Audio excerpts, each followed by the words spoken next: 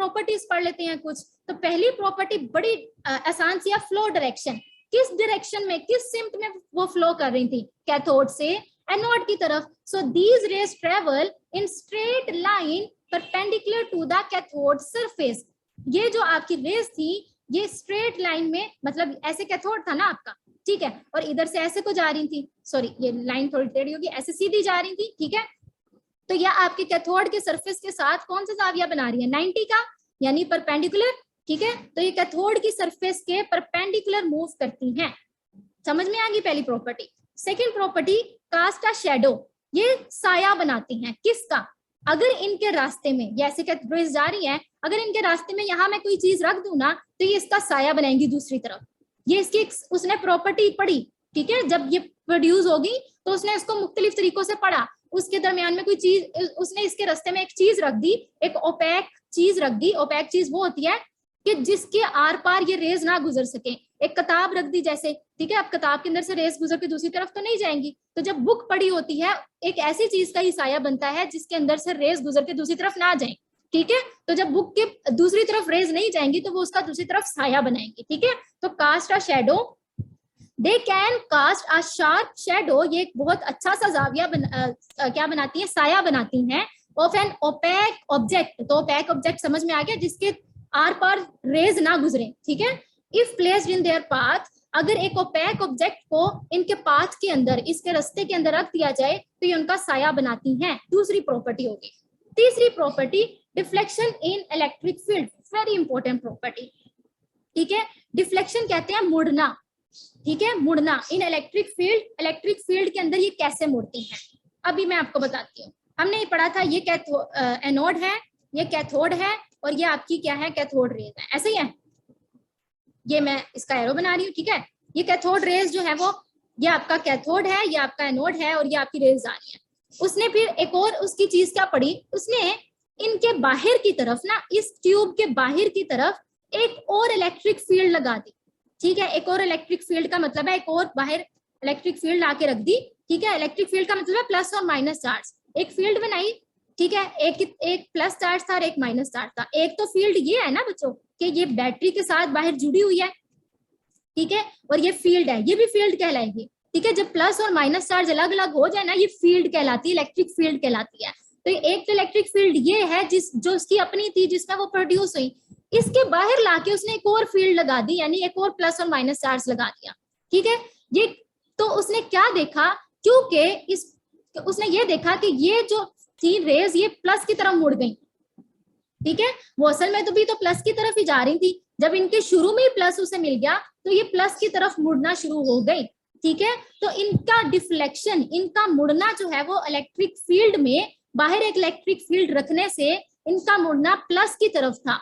अब ये क्या बताता है, ये बताता है कि इसके खुद के ऊपर माइनस चार्ज है, तभी तो ये प्लस की तरफ भागना पसंद कर रहे हैं, ऐसा ही है ना। तो अभी हमने कहा कि ये इलेक्ट्रॉन ही तो है, पर इलेक्ट्रॉन पे माइनस चार्ज होता है। तो इस वाले एक्सपेरिमेंट से पता चला कि इन पे कौन सा चार्ज है। समझ में आ गई बात। So deflection in electric field, they are deflected toward positive plate. ये किसकी तरफ डिफ्लेक्ट हुए, पॉजिटिव प्लेट की तरफ, in an electric field showing that they are negatively charge. जब इनको एक इलेक्ट्रिक फील्ड में बाहर से रखा गया तो इन्होंने डिफ्लेक्शन कहाँ शो की, पॉजिटिव प्लेट की तरफ, जो क्या बताते हैं कि इन पे नेगेटिव चार्ज है, इसीलिए वो प्लस की तरफ जा रही हैं। ऑपोजिट चार्ज की तरफ डिफ्लेक्ट होते हैं ना, तो माइनस वाले प्लस की तरफ गए। इस तजुर्बे से ये पता चला। ये तीसरी प्रॉपर्टी थी।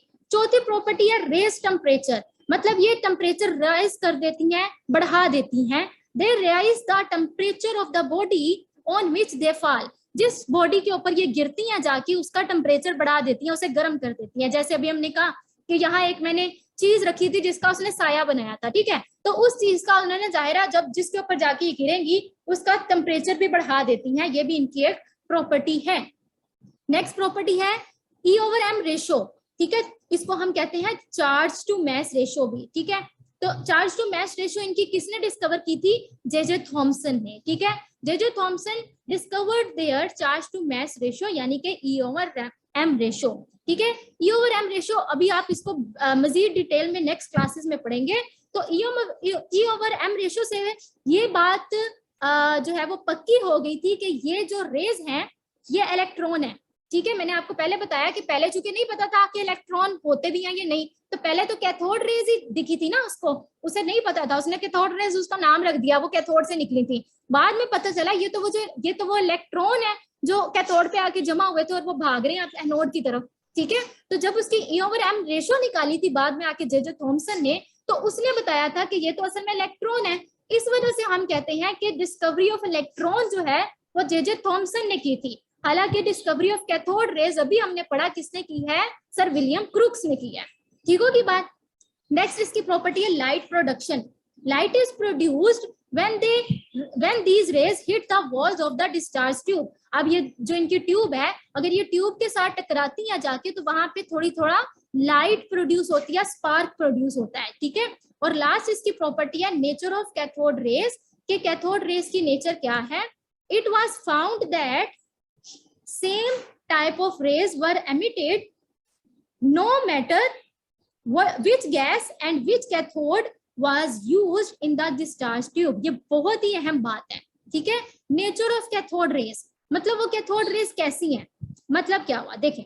इसमें हमने यूज किया था, एक हमारे पास ये ट्यूब थी, ठीक है सॉरी गलत सी बन गई, ये एक हमारे पास एक ट्यूब थी और इसके अंदर दो जो है वो हमारे पास इलेक्ट्रोड यूज हुए थे, ऐसे ही है। अब देखें, या तो हो सकता है ये ट्यूब के बदलने से या अंदर गैस के बदलने से, ठीक है, या इस कैथोड के बदलने से, क्योंकि वो कैथोड से निकल रही थी। ठीक है, तो हो सकता है कि कैथोड के बदलने से या गैस के बदलने से या इस ट्यूब के बदलने से, मतलब ग्लास की है ना तो आप किसी और चीज की बना दो ट्यूब, ठीक है, कैथोड रेज बदल जाए, ठीक है, वो किसी और तरह की हो जाए। लेकिन उसने बदल के देखा तो उसे क्या पता चला, it was found that same type of rays were emitted, कि जो हमारी कैथोड रेज थी वो सेम रही।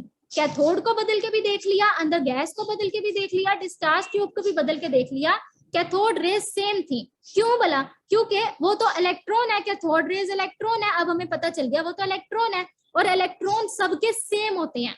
कोई भी एलिमेंट आप उठा लें, किसी भी मेटल का ये आप बना लें कैथोड, ठीक है, इलेक्ट्रॉन सबके सेम होते हैं। इस वजह से आपने देखा कि it was found that same type of rays were emitted no matter, कोई फर्क नहीं पड़ता विच गैस, कौन सी गैस भरी है, या विच कैथोड, या कैथोड किस चीज का बनाया है इन डिस्चार्ज ट्यूब के अंदर।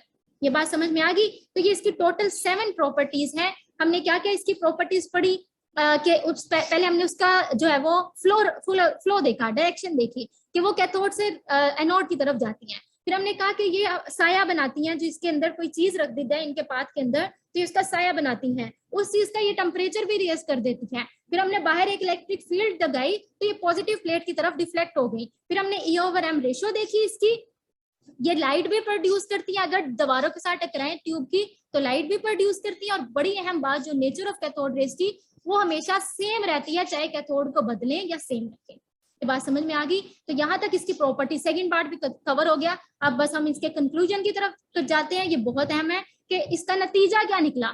ठीक है, ये सारी बातें पढ़ने के बाद हमने इसके 3 नतीजे निकाले। ठीक है, all the above property result in the following conclusion about nature of cathode rays। तो जो ऊपर वाली सारी बातें थी उन्होंने 3 बातें हमें टोटल बताई। पहली बात ये बताई, nature of cathode rays is independent of, अभी जो लास्ट हमने बात पढ़ी है कि कैथोड रेज की नेचर इंडिपेंडेंट होती है, डिपेंड नहीं करती, किसी भी चीज पर डिपेंड नहीं करती। चाहे आप कैथोड को बदल लें, चाहे उसके अंदर जो गैस भरी हुई है उसको आप बदल लें, कोई फर्क नहीं पड़ेगा कैथोड रेज की नेचर पे, वो सेम रहेगी। ऐसा ही है। So the nature of cathode rays is independent of nature of gas present in discharge tube and material of the cathode। ये बड़ी अहम बात है, ये आपके MCQs में भी पूछी जा सकती है कि कैथोड रेस किस चीज पर डिपेंड करती है और किस पे नहीं करती। तो कैथोड रेस किसी चीज पर डिपेंड नहीं करती, चाहे आप कैथोड बदल लो, चाहे उसके अंदर जो गैस भरी है उसे बदल लो। ठीक है, पहला नतीजा ये निकाला हमने। दूसरा नतीजा क्या निकाला, particle nature of cathode rays. ठीक है, कि जो कैथोड रेज है ना वो पार्टिकल है। असल में रे तो होती है ना एक शुआ, मतलब एक लंबी चीज चली जा रही है उसे हम रे कहेंगे। पार्टिकल तो वो है कि एक जरा, दूसरा जरा, तीसरा जरा। तो जो इलेक्ट्रॉन है वो तो जर्रे है, एक इलेक्ट्रॉन दूसरा इलेक्ट्रॉन, जब ज्यादा सारे इलेक्ट्रॉन मिलके चलते हैं ना तो वो रे दिखती है। ठीक है, तो हमें ये पता चला कि जो कैथोड रेज है वो असल में पार्टिकल्स हैं, इलेक्ट्रॉन है, पार्टिकल है, जो मिलके चलते हैं तो वो रे है। ठीक है, तो कैसे पता चला था कि पार्टिकल नेचर है। The fact that they cast the shadow of an opaque object suggested that these are not rays, but they are fast-moving material particle. They were given the name electron. तो ये वाली जो हमने property second property इसकी पढ़ी थी कि ये शेडो बनाती है, और जो शेडो बनाती है चीज वो हमेशा पार्टिकल नेचर की होती है, ठीक है।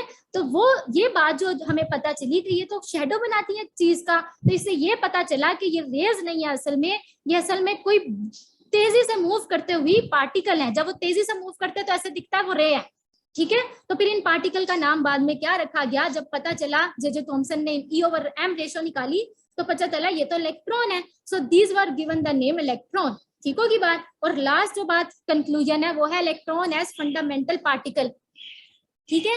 इलेक्ट्रॉन तो पता चल गया, फिर ये कैसे पता चला कि ये फंडामेंटल पार्टिकल है। फंडामेंटल कहते हैं बुनियादी चीज को, मतलब वो हर में लाजमी प्रेजेंट है, ठीक है। तो एक फंडामेंटल पार्टिकल है, एटम में लाजमी प्रेजेंट होगा इलेक्ट्रॉन, ठीक है। ये कैसे पता चला, चूंकि since all material produce same type of particle, ठीक है। हमने कितने ही मटेरियल कैथोड की जगह बदल के देख लिए, सब में से एक जैसे जो है वो रेस पैदा हो रही थी, एक जैसे इलेक्ट्रॉन निकल रहे थे और लाजमी इलेक्ट्रॉन निकल रहे थे। एक ये बात कि सब में से इलेक्ट्रॉन निकल रहे थे, इसका मतलब यह है कि सब एटम के पास इलेक्ट्रॉन हैं और एक जैसे इलेक्ट्रॉन निकल रहे थे, ऐसे ही है। It mean that all the material contain electron, इससे यह पता चला कि सबके पास इलेक्ट्रॉन होते हैं, सबके एटम के पास इलेक्ट्रॉन होते हैं। As we know materials are composed of atom, और हमें पता है कि कोई भी मटेरियल, कोई भी कैथोड है, कोई भी मेटल है, उसके अंदर फर्दर तो एटम ही है ना, कोई भी चीज छोटी छोटी एटम से मिलकर बनी है। Hence the electron are fundamental particles of atom. I hope ये आपको बहुत ही इंटरेस्टिंग लगा होगा। तो हम दोबारा से, ही हमारे पास क्वेश्चन वाली स्लाइड दोबारा आ गई है, तो अब सबके आपको आंसर तो मिल गए होंगे। ये लॉन्ग क्वेश्चन है, इसमें आपने जो अभी हमने सारा पढ़ा 1 to A to Z सारा लिखना है, ठीक है जी। पहले तजुर्बा लिखना है, फिर प्रॉपर्टीज लिखनी है, एंड पे कंक्लूजन लिखना है, ठीक होगी बात। और शॉर्ट क्वेश्चन में ये 5 कैरेक्टरिस्टिक्स जो हमने 7 पढ़ी है उनमें से कोई से 5 लिखनी होगी आपने।